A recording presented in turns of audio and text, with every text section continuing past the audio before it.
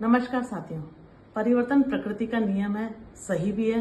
तो चलिए शुरू करते हैं आज का प्रेरक प्रसंग। एक बार दादाजी कुछ बच्चों के साथ अपने कमरे में चुपचाप और गुमसुम बैठे थे।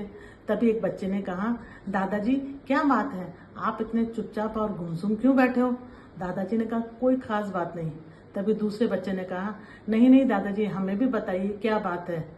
तब दादाजी बोले, बेटा जब मैं छोटा था तब मैं बहुत खुश था। कोई जिम्मेदारियां मेरे ऊपर नहीं थी और मेरी कल्पनाएं पंख लगाकर उड़ा करती थी।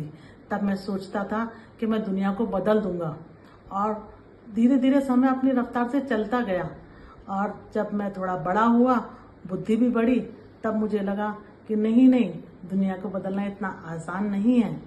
तब मैंने सोचा दुनिया को नहीं, मैं देश को बदल दूंगा। और समय अपनी रफ्तार से चलता रहा और मैं प्रौढ़ अवस्था में आ गया।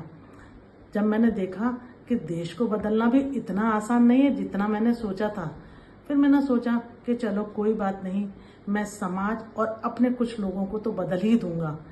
समय अपनी रफ्तार से चलता गया और अब मैं उम्र के इस पड़ाव पर आ गया जब मैं कुछ दिनों का मेहमान हूँ और मैं ना दुनिया बदल पाया, ना देश और ना समाज और ना ही अपने लोगों को।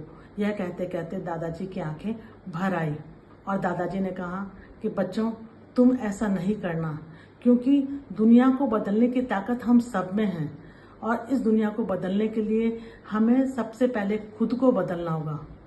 खुद में अपना कुछ बदलाव लाएंगे तभी हम इस दुनिया को बदल सकते हैं और इसके लिए हमें अपनी खूबियों को पहचानना होगा, उन्हें मजबूत करना होगा, हमें सकारात्मक सोच रखनी होगी और इसके साथ साथ हमें दृढ़ संकल्पी भी होना होगा।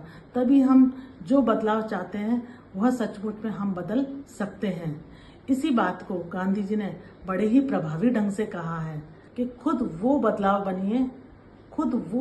बनिए जो आप दुनिया में देखना चाहते हैं।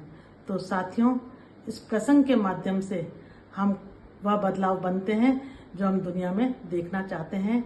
इसी उम्मीद और आशा के साथ मैं फिर एक नए प्रेरक प्रसंग के साथ बहुत जल्द आप लोगों के सामने हाजिर होंगी।